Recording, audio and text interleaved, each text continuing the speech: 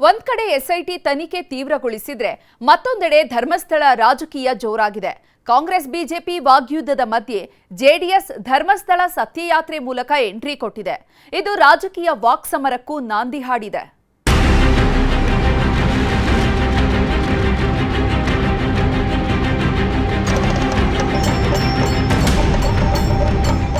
ಧರ್ಮಸ್ಥಳ ಬುರುಡೆ ಕೇಸ್ಗೆ ಕ್ಷಣಕ್ಕೂ ಟ್ವಿಸ್ಟ್.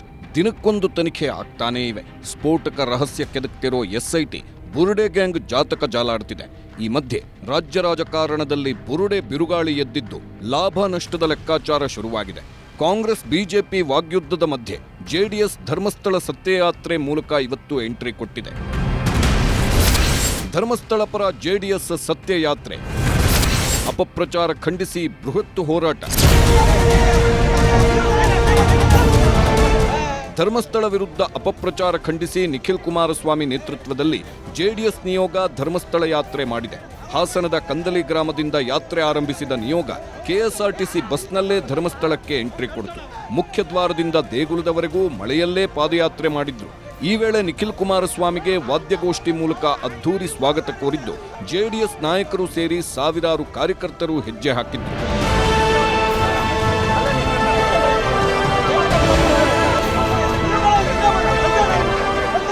ಮಂಜುನಾಥನ ದರ್ಶನ ಪಡೆದ ನಿಯೋಗ ನೇರವಾಗಿ ವೀರೇಂದ್ರ ಹೆಗ್ಗಡೆ ಅವರನ್ನ ಭೇಟಿ ಮಾಡಿತು. ನಂತರ ಧರ್ಮಾಧಿಕಾರಿ ವೀರೇಂದ್ರ ಹೆಗ್ಗಡೆ, ಸುರೇಂದ್ರ ಕುಮಾರ್ ಹೆಗ್ಗಡೆ ಉಪಸ್ಥಿತಿಯಲ್ಲಿ ಅಮೃತ ವರ್ಷಿಣಿ ಸಭಾಂಗಣದಲ್ಲಿ ಸಮಾವೇಶ ಮಾಡಿದ್ರು. ಇದೇ ವೇಳೆ ಮಾತನಾಡಿದ ನಿಖಿಲ್ ಕುಮಾರಸ್ವಾಮಿ, ಇದು ರಾಜಕೀಯ ಲಾಭ ಲೆಕ್ಕಾಚಾರದ ವೇದಿಕೆಯಲ್ಲ. ವ್ಯವಸ್ಥಿತವಾಗಿ ವಿದೇಶದ ಹಣ ಹೂಡಿಕೆ ಮಾಡಿ ಕ್ಷೇತ್ರದ ವಿರುದ್ಧ ಷಡ್ಯಂತ್ರ ನಡೆದಿದೆ. ನಾವು ನೈತಿಕ ಬೆಂಬಲ ಕೊಟ್ಟು ಖಾವಂದರ ಜೊತೆ ನಿಲ್ತೇವೆ ಅಂದ್ರು. ಬಳಿಕ ಮಾತನಾಡಿದ ವೀರೇಂದ್ರ ಹೆಗ್ಗಡೆ, ಅಪವಾದ ಬಂದಾಗ ಎದುರಿಸಬೇಕು, ತನಿಖೆ ಪೂರ್ಣ ಆಗೋವರೆಗೂ ಹೆಚ್ಚು ಮಾತಾಡಲ್ಲ ಅಂದ್ರು. ಇವತ್ತು ಸತ್ಯ ಹೊರಗಡೆ ಬರಬೇಕು ಅಂತಕ್ಕಂಥದ್ದು ನಮ್ಮ ನಿಮ್ಮೆಲ್ಲರ ಒಂದು ಅಪೇಕ್ಷೆ, ಒಂದು ಅಭಿಲಾಷೆ. ಆ ನಿಟ್ಟಿನಲ್ಲಿ ಇವತ್ತು ನಾವು ನೀವೆಲ್ಲರೂ ಕೂಡ ತಾವೊಂದರ ಜೊತೆಯಲ್ಲಿ ನಿಲ್ತೇವೆ, ಅವರ ಕುಟುಂಬದ ಜೊತೆಯಲ್ಲಿ ನಿಲ್ತೇವೆ ಅಂತಕ್ಕಂಥ ವಿಷಯವನ್ನು ನಾವು ನೀವೆಲ್ಲರೂ ಸೇರಿದ್ದೇವೆ. ಇನ್ನು ಜೆಡಿಎಸ್ ಸತ್ಯಯಾತ್ರೆಗೆ ಡಿಕೆಶಿ ಕೌಂಟರ್ ಕೊಟ್ಟಿದ್ದಾರೆ. ಧರ್ಮಸ್ಥಳದಲ್ಲಿ ಅವರಿಗೆ ಏನೂ ಸಿಗಲ್ಲ. ಒಂದು ವೇಳೆ ಬಿಜೆಪಿ ಮತ್ತು ಜೆಡಿಎಸ್ ಅವರಿಗೆ ರಾಜಕೀಯ ಇಚ್ಛಾಶಕ್ತಿ ಇದ್ರೆ ಮೇಕೆದಾಟು ಯೋಜನೆಗೆ ಹಣ ಕೊಡಿಸಲಿ ಅಂತ ಮಾತಲ್ಲೇ ತಿವಿದ್ರು.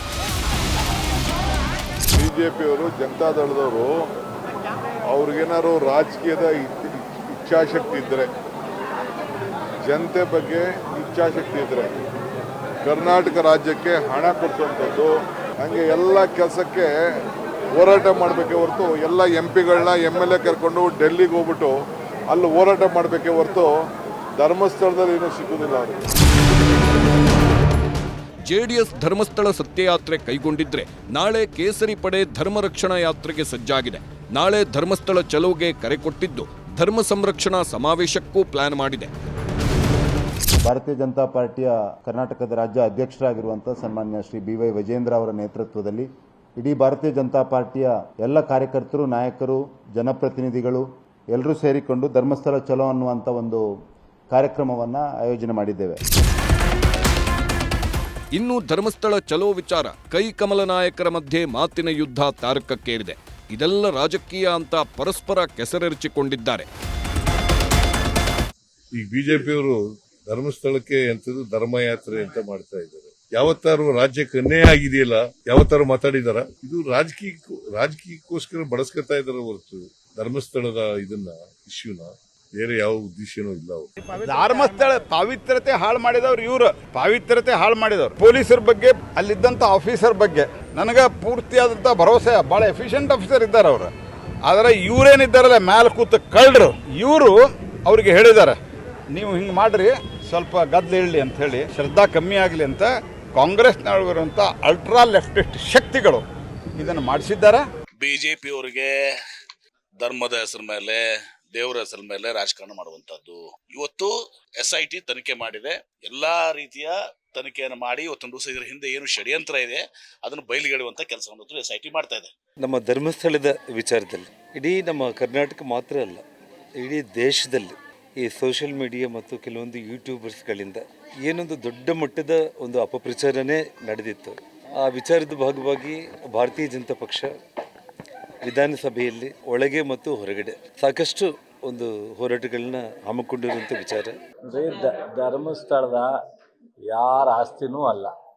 ಆಮೇಲೆ ಶಿವ ಈ ನಾಡಿನ ಮನುಕುಲಕ್ಕೆ ಪೂರ್ತಿ ಅವರೇನೆ. ಶಿವನ ದರ್ಶನ ಯಾರು ಬೇಕಾದ್ರೂ ಪಡಿಬೋದು. ಸೊ ಧರ್ಮಸ್ಥಳದಲ್ಲಿ ನಾವೆಲ್ಲರೂ ಭಕ್ತರೆ. ಏನಾಯ್ತು ರೀ SIT ಅಲ್ಲಿ ಒಂದರ ಬುರುಡಿ ಸಿಕ್ಕುವ, ಒಂದರ ಎಲುವು ಸಿಕ್ಕುವ. ಏನು ಸಿಕ್ಕು ಅಲ್ಲಿ? ಪಾನ್ ಪರಾಗ್ ಚೀಟಿ ಸಿಕ್ಕು, ಗುಟ್ಕಾ ಚೀಟಿ ಸಿಕ್ಕು. ಪಾಪ SIT ಅಲ್ಲಿ ಮಾಡಿದ್ದೆ ಸೋನಿಯಾ ಗಾಂಧಿ, ರಾಹುಲ್ ಗಾಂಧಿ ಒತ್ತಾಯಕ್ಕೆ. ಅದಕ್ಕೆ ಹಿಂದೂ ಧರ್ಮ ದೇವಸ್ಥಾನಗಳನ್ನು ಒಂದು ರೀತಿ ಟಾರ್ಗೆಟ್ ಸೋನಿಯಾ ಗಾಂಧಿ, ರಾಹುಲ್ ಗಾಂಧಿ ಮಾಡ್ಯಾರ. ಅದರ ನಿರ್ದೇಶನ ಸಿದ್ದರಾಮಯ್ಯ ಬಂದೈತೆ. ಕರ್ನಾಟಕದಲ್ಲಿ ಆಡಳಿತ ಅನ್ನೋದು ಎಲ್ಲ ಭ್ರಷ್ಟಾಚಾರ ಅಂತೂ ವ್ಯಾಪಕ. ದುರ್ದೈವ ಅಂದ್ರೆ BJP ಕೆಲವು ನಾಯಕರು ಕಾಂಗ್ರೆಸ್ನ ಜೊತೆಗೆ ಹೊಂದಾಣಿಕೆ ಆಗ್ಯಾರ. ಒಟ್ಟಾರೆ ಧರ್ಮಸ್ಥಳ ವಿಚಾರದಲ್ಲಿ ರಾಜಕೀಯ ಲೆಕ್ಕಾಚಾರ ಜೋರಾಗಿದ್ದು, ಕಾಂಗ್ರೆಸ್ ಹಾಗೂ ದೋಸ್ತಿಗಳ ಮಧ್ಯೆ ಜಿದ್ದಾಜಿದ್ದಿ ಶುರುವಾಗಿದೆ. ಇದು ಮುಂದೆ ಮತ್ಯಾವ ಸ್ವರೂಪ ಪಡೆದುಕೊಳ್ಳುತ್ತೆ ಅನ್ನೋದನ್ನ ಕಾದು ನೋಡಬೇಕಿದೆ. Bureau report, news 18.